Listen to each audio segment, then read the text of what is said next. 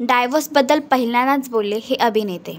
Marathi सिनेमासृष्टीतले chocolate boy म्हणून ओळखले जाणारे अभिनेते म्हणजेच स्वप्नील जोशी। बालपणापासूनच स्वप्नील जोशीने अभिनयाला सुरुवात केली। अलीकडे त्यांचा सुशीला सुजित हा सिनेमा प्रदर्शित झाला आहे। त्या सिनेमाच्या निमित्ताने झालेल्या मुलाखतीत त्यांनी आपल्या वैयक्तिक आयुष्याबद्दल एक वक्तव्य आपल्या चाहत्यांसमोर मांडलं आहे। ते असं म्हणतात की त्यांचं लग्न झाल्यानंतर लग्नाच्या 4-5 वर्षांनीच त्यांचा डायव्होर्स झाला। माझ्या वेळेला मीडिया नव्हतं, पण प्रिंट मीडिया आणि टेलिव्हिजन मीडिया होतं, पण माझ्या घटस्फोटाची बातमी कोणत्याही वृत्तपत्रात छापली गेली नव्हती। ही माझ्यासाठी खूप अभिमानाची गोष्ट आहे, कारण जे काही घडलं चूक आहे का बरोबर हे फक्त त्या दोघांना माहीत असतं, तिसऱ्याला याबद्दल काहीच माहीत नसतं। तर त्यात आपण त्यांचा त्रास कमी करत नसलो तर निदान वाढूया तरी नको, असं वक्तव्य त्यांनी आपल्या चाहत्यांसमोर मांडलं आहे। ते असं म्हणतात की वैयक्तिक आयुष्यात कितीही अडचणी आल्या तरी त्यांना मात देऊन नव्याने आयुष्याची सुरुवात करायला हवी। 2011 साली त्यांनी डेंटिस्ट असलेल्या लीना आराध्यासोबत नव्याने आयुष्याला सुरुवात केली। आता त्यांना 2 मुलं देखील आहेत आणि त्यांचा संसार देखील सुखी आहे। स्वप्नील जोशींच्या या वक्तव्यावर तुम्हाला काय वाटलं हे तुम्ही आम्हाला कमेंट करून नक्कीच सांगा। असंच एंटरटेनमेंट पाहण्यासाठी तुम्ही आमचं चॅनल डेली चक्कर रिजनल याला लाईक, शेअर आणि सबस्क्राईब करा।